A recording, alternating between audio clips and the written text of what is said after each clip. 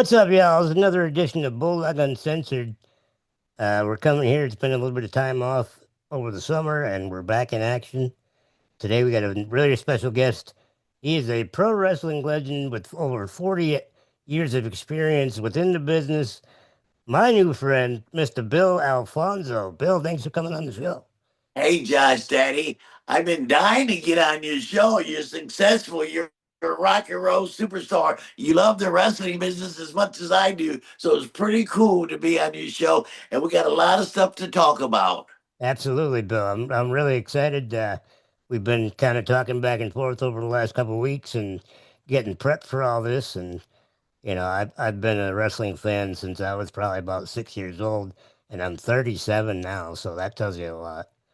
Yeah, and Um, you grew up in the New England area, so you were a big WWF with Bruno yep. Sammartino and Junkyard Dog and Oh Hogan yeah. and Oh yeah. Kamala and Undertaker, all those guys. Yep. I was a part of WWF Yep. at one time. I did WrestleMania 9, the famous Undertaker and the Giant Gonzalez match, WrestleMania 9, Caesar's Palace. Still one of Pretty my pretty favorites damn to watch cool. back from the old days. That's for They sure. just did a big documentary on WrestleMania 9. Says it was one of the most famous and the most important ones, and and it was pretty cool to be a part of that. Oh yeah, definitely. I mean, and just having this past WrestleMania in Vegas, it was nice to see all the memorabilia and things going back and talking about that day. That was I good was stuff. there for in Las Vegas, and we did Sabu's last match. Uh, and for GCW, sold out, standing room only, the largest GCW crowd they've ever had. It was Joey Janela against Sabu in a barbed wire match, and Yeah. man, it was fucking crazy. It was Yeah, I crazy. They saw some built, clips online. I can't wait to watch the whole thing in yeah, its they built it as entirety. his last match, and it was really his last match because he Right. passed like 8 days later, 9 days Right. later. That's crazy. Crazy how things work out like that. We just had a big memorial for him. Yep. Uh, Van Dam, he had a funeral. Sabu had a funeral. God bless his family and stuff in Lansing, Michigan. That's where his Mhm. family's from. Yeah. He had 8 brothers and sisters, Oh wow. and so Van Dam went to that one. But then we had one at the ECW Arena recently, last month. Yeah. Uh, and Van Dam, Fonzie, Todd Gordon, Sandman, and a bunch of wrestlers came, and all the fans came. It was standing room only at the ECW Arena, and what Wow. a fabulous memorial we had for Sabu. It Yeah. was What a great. fantastic tribute. That was a great way to do Oh, it. yeah, yeah. So I couldn't go to all of them. I couldn't go to Michigan, so I chose the Right. ECW Arena, Yeah. which was great, man. Sabu was a great friend of mine, and we worked together really well. No, definitely. So you started out. Well, actually, let's backtrack a little bit. You said you were born and raised in Florida, Yeah, Tampa Bay, right? On. and back in the day, there was territories. Yeah. Yeah. It was for like Florida, Louisiana, Bill Watts, the Yeah. Von Erichs in Texas. Uh, um, Mid Atlantic was Jim Crockett's, and so on and so on. So I was raised. My dad came. Well, yeah, I was born and raised in Tampa Bay, right on the Hillsborough River. Was a fisherman. I was like a Huckleberry Finn type kid growing up, Right. Right. And my dad was friends with a guy named Frank Klein. He was a sports editor for the newspaper here in Tampa. Okay. So Florida Championship Wrestling, where Eddie Graham, they used to put an ad in the newspaper who's going to wrestle on Tuesday nights and so on. Yeah. So they used to comp the newspaper to passes to go to wrestling, and he never used me. My dad was having lunch with Frank Klein, the sports editor, and Frank Klein said, "Hey, Steve, my dad's name." You got a couple of kids at home. They always give me comp tickets to wrestling. Why don't you give them to your kids and let them go? So my dad came home with 2 wrestling tickets Yeah. for Tuesday night. This was on a Friday. He came home and I didn't know anything about wrestling. I'd never seen it on TV. I didn't know who Eddie Graham was. I didn't know anything about wrestling. I said, "Well, I'm not that interested. I don't know nothing about it." So Right. the 2 comp tickets sat on the fireplace all weekend. So Tuesday came around, and that was the night of the show. So curiosity got me, and I took my best friend, David Canal, the Cuban assassin, Dave Sierra. He became a wrestler. And I said, "Hey, I got tickets to let's go see what it's about." So I walk in. There's Eddie Graham with the blonde hair, Bobo Brazil, and the great Malenko, and Andre the Giant. All these guys. I fell in love with the business that day, and I wanted to become a professional wrestler, but I was small. I was like 145 pounds back Right, then. right. I'm only a buck 60 now. Yeah. So, but I wanted to wrestle, but I couldn't make the weight. I was too small. And then I used to go every Tuesday night and watch, and I started meeting the wrestlers like Rocky Johnson and King Curtis, who were instrumental in breaking me into business. Oh, wow. And they said, "Hey, you'd make." I used to go get them sandwiches, pick them up at the airport, this and that. They said, "Hey, you'd make a great referee because you're small. You love the business." So, and that was a blessing because Josh, if I would have became a wrestler, I would have lasted about 10 years, and that would have been it. Yeah. As a referee, I had that longevity and I'm still relevant today. I'm still doing shows like this. Yep. Friday night, I go to Cleveland for a company called AIW, John Thorne out of Cleveland. I've been going up there for 4 years, once a month, and I manage a guy named Matthew Justice, who's a big indie superstar right now. He's badass. So, Nice. and I'm still relevant. I work for all Oh, these yeah. multiple companies all over.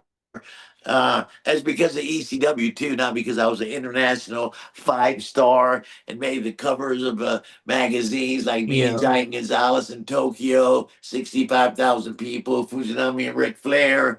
Got the referee all kind of matches in the 80s with Dusty. There's Dusty and Kevin Sullivan. They had that big feud and uh, the dark side, and I got Yeah. to work with Van Dam and ECW. There's a television belt right there. Which I have the ECW belt that Van Dam had for 2 years, three So months, that's the one 14 they days, and actually had on 16 TV? hours. Yeah, it's a really nice No belt. kidding. That's gorgeous. Really. And I got a friend of mine who makes replicas of it. That's Hmm.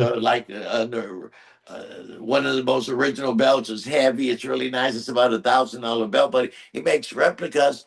It looks the same, but it's a lot lighter. So if Yeah. you have anybody interested in the belts, message me on social media or go to Ruta Entertainment. He makes belts, you know. Uh, so that's how I kind of broke into the business, Rocky Johnson and King Curtis. I became real good friends with those, and they sent me to Texas in 1978 Wow. trying to break in. But back then, there, there was 4 companies in Texas. Texas is so big. Like Joe Blanchard, Telly Blanchard's dad, Yeah. ran San Antonio and Corpus Christi. Paul Bosch only ran Houston, big promoter. Devon Eriks ran the Dallas, Fort Worth area and all that. And then Yeah. the Funks had northern Texas like Amarillo and Lubbock and all that. Yeah. So I was out there trying to get my foot in the door, and but they had Bronco Lubitz, David Manning. They had all the referees. Jesse, I forget his last name. Jesse Hernandez was a referee. So I really couldn't get in there, but I did manage to work 5 or 6 times in the 5 months I was out there. Trying to break into business. Yeah. And became discouraged.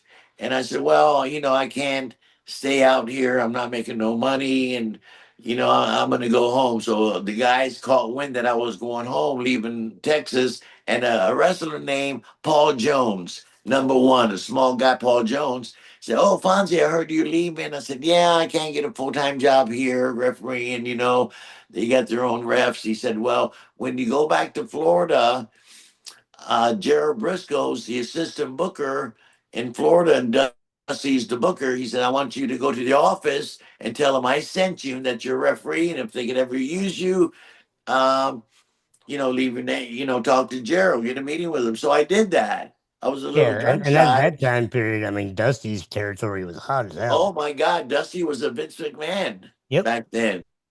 He Uh-huh. ran TBS and all that. Uh, so I had that meeting. Um, was Monday morning. I had the meeting with Jerry Briscoe, and he said, "Well, he said, oh, Paul Jones is a good friend of mine. If he sent you, he says right now, we have a full time refs." But leave your name and leave your number downstairs with Charlie Lay, the guy downstairs. And if we can use you maybe this summer, we run two shows or so on and so on, we'll call you. But thanks for coming in. So the next day was Tuesday. So that Monday in Florida, Monday was West Palm Beach. Tuesday was Tampa. Wednesday was Miami. Thursday Jacksonville. Friday and Saturday were usually spot shows, and Sunday Orlando. And it repeat itself week after week, month after month, year after year. Those days. So the referee that they were using had the three main events in the car with him, and we were based out of Tampa, and West Palm's a 200-mile drive. Go Yeah. do the show 200 miles in West Palm every Monday, and then drive back. So, and the referee had the three main events in the car, and the place was sold out, and the main event was Dusty and I think Ron Bass, Cowboy Ron Bass, Yeah. and the referee had a flat tire on the way to the show, and to my luck, he didn't have a spare tire. And they missed the show because the referee had the three main events in the car with him, Right. didn't have a spare tire. What the fuck was he thinking? Yeah. Dusty fired him on the spot. So I get a call Tuesday morning. It's a Florida office. He said, Bill Alfonso, Charlie Lay. This Charlie Lay, I got a picture of him somewhere. He's a retired wrestler, and he worked in the office, you know. Yeah. Uh, he said, Dusty wanted me to call you and see if you can make Tampa tonight. I said, yes, sir. What time you want me there? He says, come at, 7 o'clock. The show starts at 8. So I walked in to the office, and um, I walked into the armory that night and introduced myself to Dusty, and he said, I'll get with you in a few minutes. And I was there 10 years. And then from Wow. there, I went to WCW. Dusty took me to WCW. From there, I went to WWF. And from there, I went to ECW. And now I'm doing independents and WrestleCons and so on, and doing podcasts and stuff like that. So it's pretty cool how I broke into the business. Yeah, that's If that, fantastic, if man. that Josh, if that guy had a spare tire, we wouldn't be talking right now, It's amazing how the universe does things like that. right? Just like Sabu just died, right? It's in the and guess what? Van Damme's having twins. Isn't that beautiful? I love that. So we talked about that. So we lose when we bury one, and then they're born. And RVD's wife Katie, she's gonna have twins, and they're girls, and they're gonna Wow. name one girl after Sabu, but That's not call it awesome. Sabu, but something with an SA, Sabu. Right. Saw But it something. is, yeah, very similar. But they're gonna name her after Sabu. So it's funny how the universe works. Like you said, the guy didn't have a Yeah. spare tire. He got Yep. fired. They hired me. Sabu passes, and Van Damme's pregnant. You know. Yeah, that's a beautiful thing. So yeah, man, it's great how the world works. So, how quickly did you find out about Katie being pregnant? Well, um, Van Dam texts me the morning Sabu passed. He'd pass early in the morning, and Right. he texted me and said, "Fonzie, we lost Sabu." It was early in the morning, and he kind of woke me up because it was like 8 or 9 o'clock in the morning, And I said, oh, and I thought, Sabu's lost. He's been lost before. He's probably Mhm. hooked up with a girl in a hotel room, smoking good pot and having a cocktail and shit like that. And so I said, this doesn't sound right. So I called Van Dam.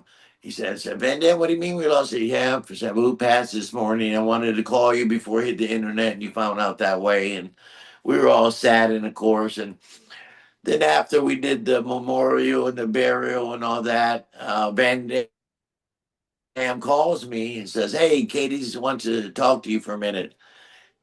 This was, just a couple of 2 weeks ago. Yeah, Uh, and she says, "Fonzie, we're pregnant. We're gonna have twins." I said, "Oh my God, it's crazy, fucking crazy." And then we that's talked. We were awesome. three of us talking about Sabu passing, and then the babies are born. So Yeah. No, yeah, that's I found out beautiful. pretty quick. They were excited to tell me because I'm very close with Oh Van yeah, Dam. I would imagine. I mean, that's those two, all three of RVD, Sabu, and Taz. I think really put you on the map as far as like more current stuff.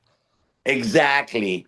And Exactly. yeah, no, they're all three of them have been incredible over the years. And I only met Rob in passing at a house show probably back in 2004, I think it was. But And he's a very cool guy. He loves yep, his fans. He's very yep. cool, man. No, And I'd love to absolutely. have him on for sure. And he likes smoking good pot too. Yeah, well, so does my wife, so we'd have that in common. All right. I take So edibles, but that's about it. yeah, I do edible once in a while. I rather smoke. I smoke a little bit. I smoke a Yep, little bit, but right on. uh, originally I just had left WWF. Yeah, My contract was up and they weren't going to renew it.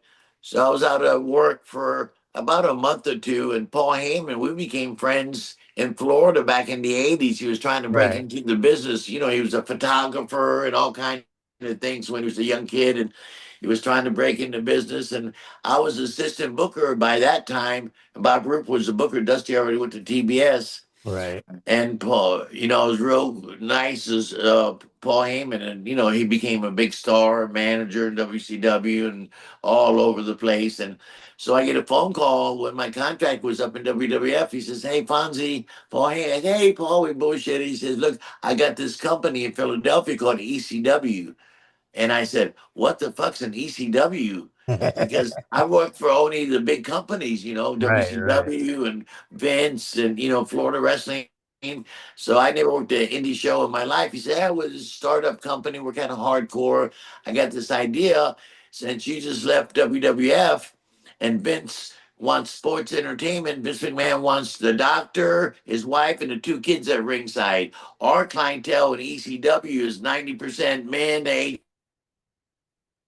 18 to 31. We're hardcore with blood and guts. We want you to come in and be anti ECW and try to change it to sports entertainment like Vince's companies." And the Hmm. people hated me. They wanted the hardcore violence. Right, And I was right, only supposed to come in for 4 weeks and get choked slammed by 911, and then I was done, you right. know. But my character got over. The people hated me.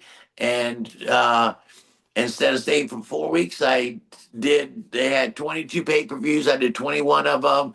They put me with Taz at first, Yeah, and then Taz didn't need me because he could do promos and so on. And they right. thought it'd be great with Sabu, and it worked out for me perfect. So I Oh, had Taz for absolutely. about a year. Then I switched to Van Dam and Sabu and got a big run out of that. No, absolutely. That was that era of ECW in general totally changed my perspective on the business and the stuff I enjoyed the most. I'll watch anything hardcore these days. You And know, and Josh, ECW still, it's been out of business for, even though Vince bought it, never did anything with right. it. It's still relevant today. Mm-hmm. ECW's got Josh, they got like a cult like following. Mm-hmm. I'll show you all my merchandise. I got all kind of jackets, ECW Yeah, jackets and I got stuff. barbed wire tattoos, Oh, kind of like you're Sandman. perfect. So I mean, I've always incorporated that. Two of my guitars are all covered in barbed wire, well, fake barbed wire, but I've always been a hardcore ECW fan since the early '90s, and I try to bring that forward in my music as well. And it was something different, He had Yeah, sports entertainment. Vince wanted, like I said earlier, Vince wants a doctor's wife and the kids at ringside, and yeah, so did WCW back then. And nobody had never seen anything like Paul Heyman had this vision, and there was a big market for it. yeah. There was a Well, I big mean, market, and we started doing good. At first, we were on late at night on the sports channel at fucking 1 o'clock in the morning. And once we yeah, got momentum going, Boy, got momentum going, and Todd Gordon, the founder of ECW, we got on TV, TNN, and so on and so on, and we became real popular. And we yep. did 22 pay-per-views, and I was on 21 of them with Van Dam and Sabu and uh, Fantastic. Taz. So there's one thing I got to ask you. All Where did right. the idea for the whistle come in? That was Paul Heyman's idea because I Really? came in, May of '95 as the anti ECW referee. Wanted to Yeah. change it to sports entertainment, and then once I became manager with uh, Taz, he said, Fonzie, and he brought a whistle for me. He said, and he said, here's your new gimmick. I want you to blow the whistle and this and that. So at first I didn't like it. I blew the whistle. I was kind of embarrassed to blow it. I didn't know, but uh, so um, so I end up, Paul Heyman gave it to me, and that's my gimmick. Right. Now I'm known. If you don't know my name, oh, you're that guy that blew the whistle in Right. ECW. Right. Right. Right. And now I sell them. Oh no I'm the shit. only That's guy in the awesome. business that fucking blows the whistle. You know what I mean? So there's several different versions of whistles, which are pretty cool, and people love them. They Oh buy them. They wow. don't open them up. Of course, I'll sign them. It's like selling an 8x10 or something. Right. Right. So it was Paul Heyman's idea about the Okay. whistle. Now, knowing Paul for as long as you have and seeing him on TV nowadays, do you guys still keep in touch? Yeah, I speak with Paul not on a weekly basis, but I speak with him if I got a problem or if he's got a problem or we just run into each other like at Right. WrestleMania in Las Vegas and Yeah. the year before that, Philadelphia, we're running into each other. We'll go grab a steak together or something. But, he's tied into it and, he's in the office there. He's a big part of Right. production backstage and the Yeah. staff and all that. And, yeah, Paul Heyman was good to me, and I love Paul Heyman. Love Paul Heyman. Gave me my good spot in ECW. That's why I'm still relevant today for some reason. Not because I was a 5-star international referee, WrestleManias and Tokyo and all that. It's because of ECW. That's why I'm still working. No, I really always idolized Paul and his way to bring edginess to the business, and I tried to apply that to I book independent, unsigned metal bands and stuff, and that's still the same vibe that ECW was, being edgy and hardcore and a little underground and Metal and ECW kind of clicked together. exactly. So I've kind of took the things I've learned from what he's done over the years and try to apply it to what I'm doing now in the music business. And he's an inspiration to a lot of people for a lot of reasons. And I hope I get to sit down with him at some point. Yeah, you will eventually cross paths with him. He's so Yep. super busy, so he Oh doesn't yeah, do a lot of absolutely. podcasts and Superstar now, man. outside of WWE. He's so Yep. tied up with them and big production and the pay per views and so on and so on. But he's a writer for him and all that. But uh, so if you meet him, tell him that we're friends and that may get your foot in the door a little bit more. But then, No, you know, I appreciate that for sure. yeah. I mean, like I said, I've done the music thing. Wrestling was my first love, so I've been contemplating trying to get into uh, maybe announcing or something like that locally. If there's anybody out, uh, they got wrestling open up here and chaotic and all that Oh kind yeah, of there's a stuff. lot of stuff in New England that Yeah. they call them the indie circuit, Right. and WrestleCons and so on and so on. There, you got a big WrestleCon coming up in November or something up Right. there. Yep. Yeah, I'm looking for sponsors. If anybody wants to bring me in for that, get a hold of Josh or me, and Yep. I'd love to come up. No, Love to come definitely. up But yeah, so I've and eat been some of the big contemplating on belly that. clams, which I love the Ah, big belly yeah. clams. We'll go for a seafood dinner for sure. Hell yeah, Daddy. And I would like to go to a concert or something where one of your Yeah, productions, we'd love to have you. Have you MC a show or something? Oh yeah, That'd be awesome. yeah, man. Oh yeah. So Where I've got a where would I small, fly into? Boston or uh, Providence or something? probably Worcester would be the easiest Oh, way to Worcester. go. Okay, Yeah, Worcester Airport's a little bit more active right now, so that's probably the easiest way okay, to yeah. grab So you. let's keep that in mind. Is that where the WrestleCon is in the I Worcester think area? the Comic Con for Rhode Island is going to be in Providence in the fall. Okay. I'll Is see if I that can find only out. wrestling, or is it sometimes the Comic Cons have uh, action heroes and Yeah, it's a wrestlers little and bit of all? everything. Had Yeah, a little bit of everything, and the yeah, WrestleCon is all wrestling, but right, right. the Yeah, WrestleCon, I the really Comic wish Con, they'd yeah, do a WrestleCon up here in Boston. That'd be fantastic. I'd love that. yeah. I got a couple of them coming up, but one's in Florida, and I just did one recently. In fact, where was I? Oh, I did the Bruiser Brody Memorial. Can you see the shirt Oh in the yeah, yeah. background? Yep. The Bruiser Brody Memorial in St. Louis. I did that, and I'm doing there's WrestleCons all over the damn country. So I'm Yeah. fortunate enough to go and get to sell my ECW jackets and stuff. People love them. I'm having a great time, Yeah, it's impressive that you still got and all the that fans money are really doing it. cool. Oh yeah. And I got time for all the fans. I'm there for 4 or 5 hours, so I bullshit with everybody, man. Oh yeah. Oh, definitely. So I got two questions from a couple of listeners on here. Uh, Okay, so we're going to kind of break this up into two parts. okay. What was your favorite moment as a ref to start off? Was there anything that really stood out for you? Oh my God, there's so many, but I'll give you a few of them. Sure. Uh, when I broke in and got my first contract early in 1980, and got to work with guys that were in their last years of the business. They had been wrestling for 20 years already, so I got to work with those guys that were retiring, like Bobo Brazil, Right. uh, the Sheik, Bruno Sammer, all those guys that were just getting ready to retire, and got to work with those guys. And uh, got the big match for me was one of my first professional matches that I got paid for. I made $90. It was a sellout. It was the Sheik, Sabu's uncle, and Terry Funk a chain match in Lubbock, Texas. Oh Was wow. thrilling for that.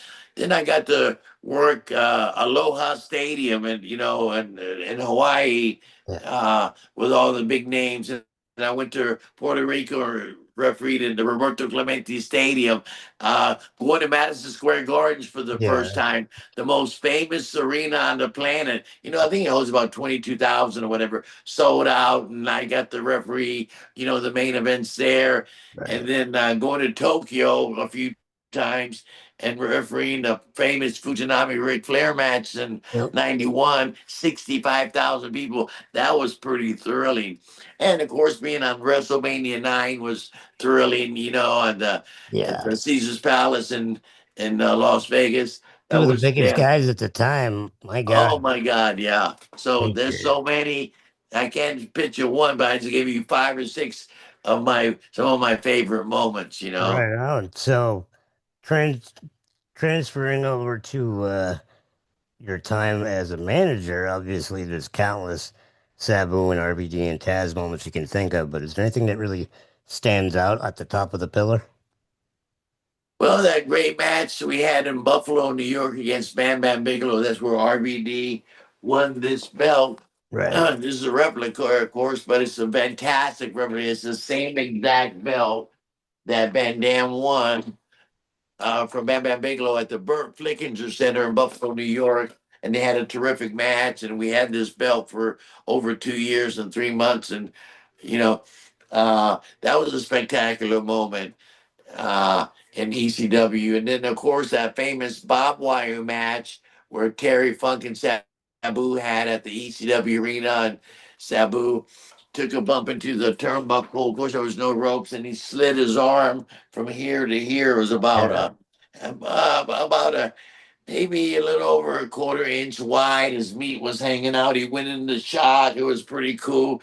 He says, Fonzie, give me some tape. So he's taping up his arm during the match, taking a Right. reverse neck breaker onto a steel chair right there. It was the coolest thing I've ever seen. Those And spots then, in that match were unreal. oh my God, it was great. And then the famous match with I get talked about and asked about all the time, ECW, two non wrestlers. Yep. Beulah McGillicuddy, a girl, and she was badass, and Fonzie, a manager. We both Beulah probably weighed a buck 20, and I weighed a buck 50.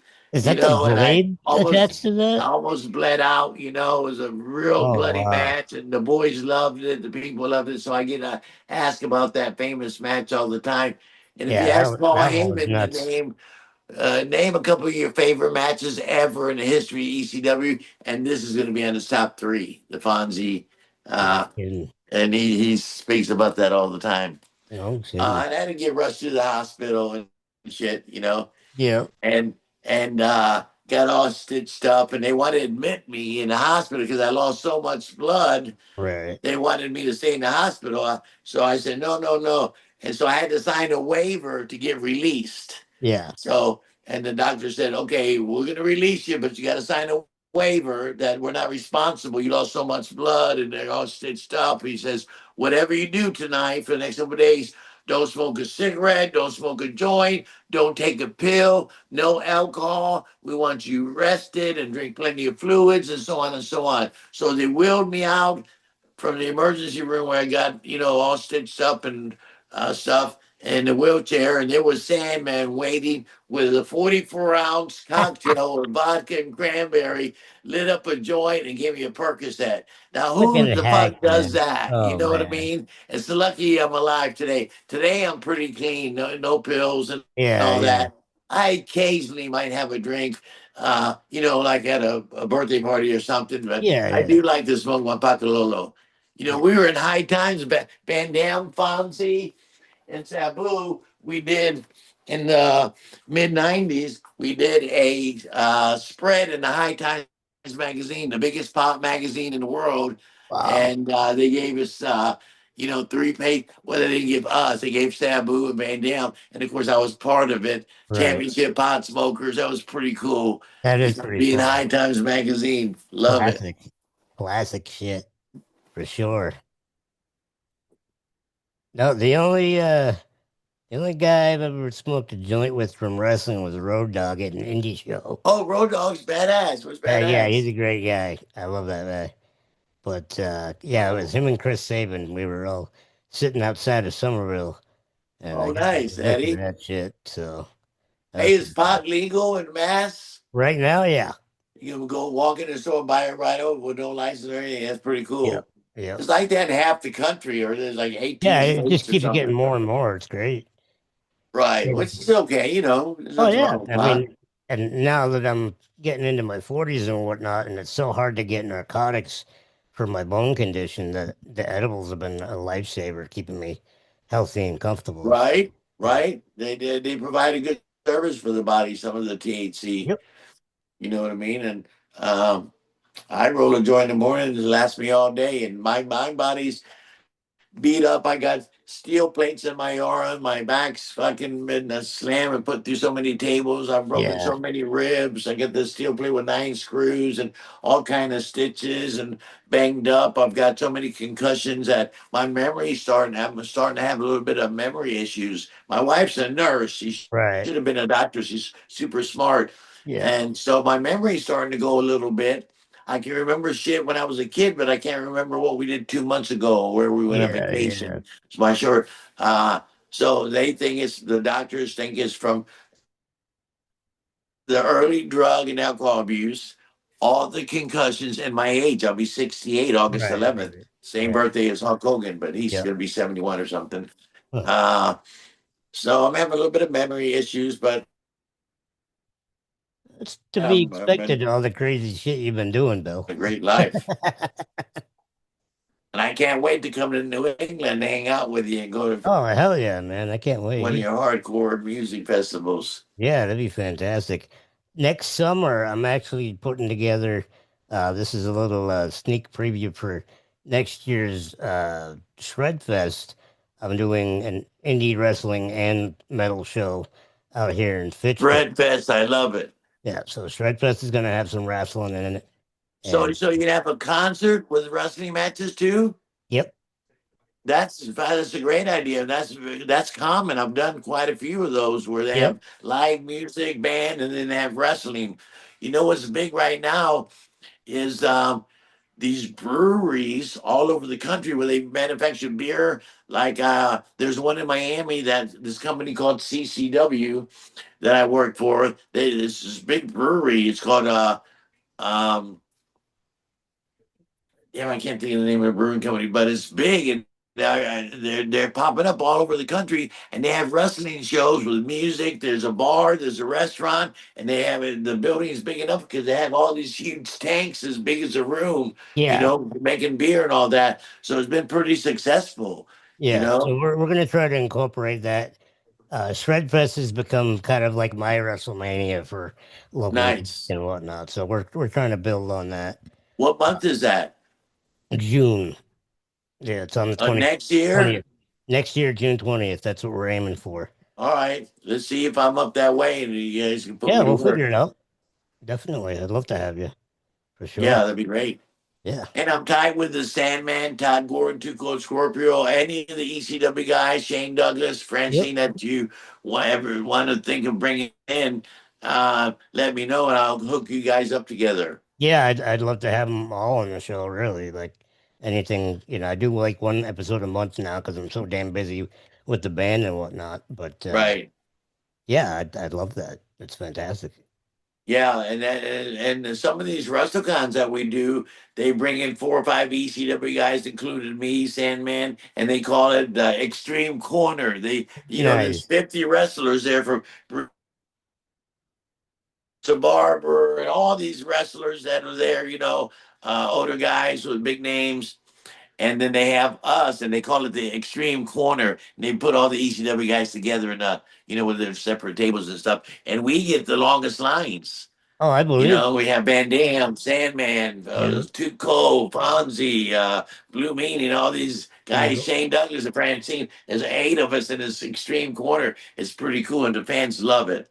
One of my favorite moments as a wrestling fan, believe it or not, was a indie show. It was Lucky Pro Wrestling in Central Mass, and Nova came down, Oh, and Supernova, yeah. yeah, Nova was wrestling a tag match, and I was sitting in the front row, and he let me do a spot. I did a chop to Anthony Green. He held him up for me, and I fucking chopped him. So that was a huge memory for me. I love that shit, and Hey, fan AJ's involvement, going up. man. Very cool. And the Yeah. people pop too Oh when yeah, you big know time. when you top them. Yep. No, so You I know, love that shit. My buddy Ivar, the Micro, he works for Micro Championship Wrestling, Micro Wrestling Federation, excuse me. He just retired recently, but he's got the same condition that I do, and he's actually had a match. I what is the condition exactly that you It's have? called osteogenesis imperfecta, and it's basically the same as osteoporosis, but from birth. So, I'm in a wheelchair and all that kind of stuff. Well, it seems your mind is sharp as a tack, and Oh yeah, I make the best of it. you're living a life. You know what I mean? It could be worse. Oh hell I yeah. guess. You know, I was born. They thought I had polio back in. I was born in 1957, but it wasn't. And then I had a tumor on my arm the size of an egg. Oh geez. They thought I was going to lose my arm. Uh, but then they end up. This is I was born in '57, so about 3 or 4 years old, they cut it out somehow and managed to save my arm and all that. So I was close to having big problems. Well, you were meant to be where you're at, brother. That's for sure. Thank goodness. Yeah. Hell yeah. So we talked about favorite moment as a ref, favorite moment as a manager. What's the funniest road story you can think of when either Sabu, Van Dam, Sandman, whichever? What sticks out in your mind the most? Oh, those so many cool moments. I'll tell you a story about Sandman almost dying. We were driving. We did a show Friday, and we had to drive like 200 miles because the next show was like 200 miles away. Say from Philly to maybe Long Island, New York, wherever the fuck we were going. Uh, so Raven was driving. Sandman was in the front seat. Me and little Guido were in the back seat. We were driving to Long Island, Yeah, and Raven had got hurt 2 weeks before, tore out his knee really bad. So they gave him this narcotic, this medicine for pain. He was in bad pain. And yeah, Sandman had been drinking all fucking day. He was a big drinker back then. yeah, So he was super buzzed drinking, and he kept haggling Raven. Said, "Hey, Raven, I want to try one of those pills you got." And Raven said, "No, no, these are pretty hardcore. They're a narcotic. You know what I mean? They yeah, gave it yeah, me specifically for my terrible knee injury. No, no, no, no. You've been drinking all day." And Sandman kept bugging and bugging and bugging. Finally, Raven said, "Okay, fucking shut up," and gave him the pill. yeah. So Sandman takes a pill. About 25 minutes later, uh, Raven's driver, we're all talking, and Sandman kind of passes out, and he starts going. He was having trouble breathing. Oh, it's apnea, shit. Yeah, Yeah. he was having trouble breathing from the narcotic. I don't know what pill it was. It wasn't Yeah. stronger than the Percocet. It was a Yeah. strong Yeah. something. And I tell Raven, "Hey, Raven, Sandman's having trouble breathing," and he says, "Oh, he'll be all right. He'll be all right." And I said, "Okay." So, about 10 minutes later, I said, "Hey, Raven, Sandman's lips are turning blue, Daddy." So he's literally getting nowhere. He's dying. His Oh, lips are fucking Jesus blue. Christ. He's I don't know if he's OD, what the fuck happened. So we call 911.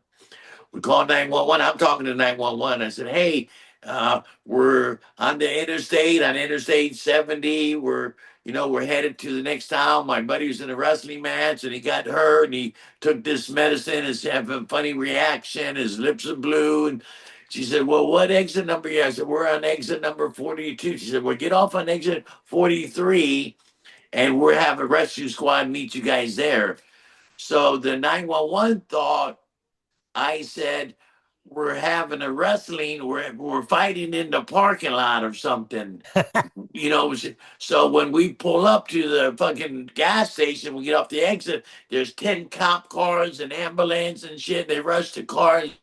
Say, "No, no, no, fighting him. He got hurt at wrestling. He say took a pill." So they rushed him to the hospital. He was literally dying. They rushed him, Sandman, to the hospital, and they gave him a Narcan shot and all that. And they wanted to keep him overnight. He came back. He kicked out of it. And so he had to sign a release form to get out of the hospital, like I did when I got juiced Right. up with Beulah. Yeah. And you know what he said to us when he got to the car? What he said to Raven, Fonzie, and little Guido? He said, "You ruined my high." I said, Yeah, that "Sandman, sounds you like were a fucking Sandman dying. response. You were fucking dying. Your lips were blue, Daddy." They said, "If we didn't get you to the hospital and get that Narcan shot, you would have been dead an hour ago." Oh And man. he laughed and we joked it off. So that's a kind of a, not a funny but a bizarre road story. The Sandman almost died, and he said we ruined his hide. Yeah, that Uh, from all the things I've heard about Hack over the years, I'm not surprised about that at all.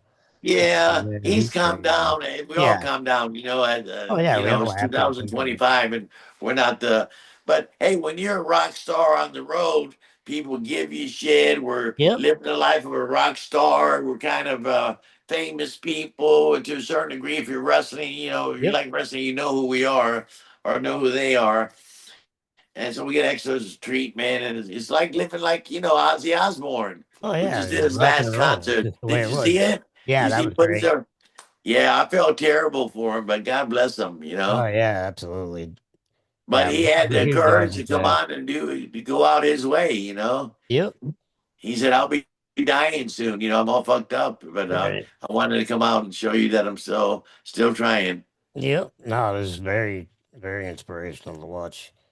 And You he know, had some had big it from like talent backing him up too, didn't he? oh yeah, The definitely. biggest stars in the world were there. Pretty much. They had a kind of a celebrity group of bands, and then all the big names like Metallica and Slayer and Anthrax and all those heavy hitters and stuff. It was great Those to are your watch. people. Those are your people, Yep, Anthrax and all those exactly, guys. exactly. And Zach Wilde's one of my personal heroes. Oh yeah, I Anyway, love Zach. he's a great guy. I've only met him once, but he was a fantastic dude. So I really appreciated watching all that and Oh yeah, jamming Daddy. along with him. So that was fun. Oh really? That was Yeah, very I cool. had it on the TV and I was playing while they were playing, so that was fun. Wow. Yeah, it's a good Pretty time. cool, kid. Oh yeah. So Pretty cool. I can't wait to meet you. I can't wait to come up to New England area. Even if I don't come up for you guys, I do stuff, all over. So if I'm anywhere close to you, I'll give you a call and say, "Hey, I'll yeah, be there December 15th." We can hook up and I'd yeah, love we'll, to we'll make a come plan. meet you, hang out and shit. Absolutely, no doubt. Well, Bill, I appreciate you coming on the show. We're getting close to an hour here.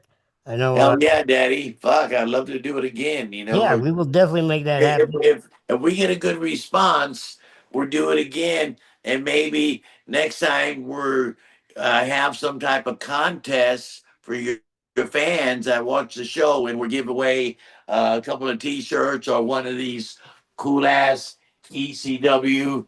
Oh yeah, This is a classic. burnt denim. Burnt denim is fucking dope as fuck. You know what I mean? Yep. Uh, would give away something like this. Nice. You know, Absolutely. Yeah, for we're a hoping to switch good. over to StreamYard and go live at some point in the near future Yeah, here. So I'll let you know what's going on with that for sure. yeah, yeah. Congratulations, and you deserve it. Go fucking live. That's where and Yeah, especially absolutely. Josh, you need to get a sponsor. Yeah, it's really hard up here in New England trying to get anybody local with the economy and whatnot. But I'm bound to find Right. something eventually. Just keep swinging at the fences. Yeah, get a sponsor, something to get a sponsor that helps your disability, Yep. and and say half the money goes to the disability to help the people, and Right. then the other half go to production and so on and so on. And Yeah. that way you have a good, you know what I mean? And you might get Hmm. a sponsor for a couple grand you know what I mean? Yeah. And that'd be cool. All you gotta do is put their banner in the back, and Yep. and they pay you, and then you go live, and it's pretty cool. It's pretty cool. Definitely. Well, a few sponsors I have I want to mention before we close Yes. out. Um, this episode is brought to you by Woody's Barbershop, downtown Sterling, Mass. Get a And great haircut at Woody's. exactly. And definitely check out Boylan Guitars out of Harrisville. They make all my instruments and customizations and all that. So tell Pat the Bulldog sent you. All right, Bill. Well, we will definitely stay in touch. It's been a pleasure talking over the last few weeks and today, and we'll make it happen again. Oh yeah, Josh. And when we hang up, I want you to text me your address. I'm gonna put a little package together, get out to you I this appreciate week, and that. you'll have it by next week. Right Just on. to show my appreciation having me on the show. I really enjoyed talking to you, and I really enjoy what you do. You know what I mean? With your little disability, brother, you're like fucking a normal person. You're a fucking rock and roll superstar. You love the wrestling business like me. You know Yep. what I mean? You're doing a fucking podcast. You're on your A game, kid. So, Yep. I love being associated with you, and I can't wait to meet you, man. Very cool. And Likewise, thanks for all brother. the sponsors, the haircut, the guitar heroes, and all that stuff. Yes, sir. Yeah, man. So Good give me deal. that address, and I'm gonna put some cool stuff for you together. And Cool. uh, looking forward to doing it again. Sounds Hey, good. if you ever travel down to Florida to come to Disney or whatever, you call me up because I'm in Tampa Bay. Yep. I'll host you for a day, take you out Oh, to a great that'd be Cuban awesome. dinner, and Yeah. meet my family, meet my wife, my daughter, grandson live a block from me. He comes every Thursday and has dinner with me. He's Awesome. beautiful, 15 years old, looks like one of the boys. You Yeah, know what I all mean? jacked up. Oh yeah, yeah, yeah. He goes to the gym Nice. all the time. He's a good kid. So yeah, Awesome. yeah. You come to Florida, let me know. I'll host you, man. Hell yeah, I appreciate that, Bill, for sure. Yeah, I'm serious as a heart attack, bro. It's dead serious, man. Well, this has I been can the tell good Bulldog and people. Fonzie coming at you somewhat live, but we'll catch you next month, folks. All right, Daddy. This is Bill Fonzie Alfonso saying so long from the Sunshine State. Yes, sir. Later.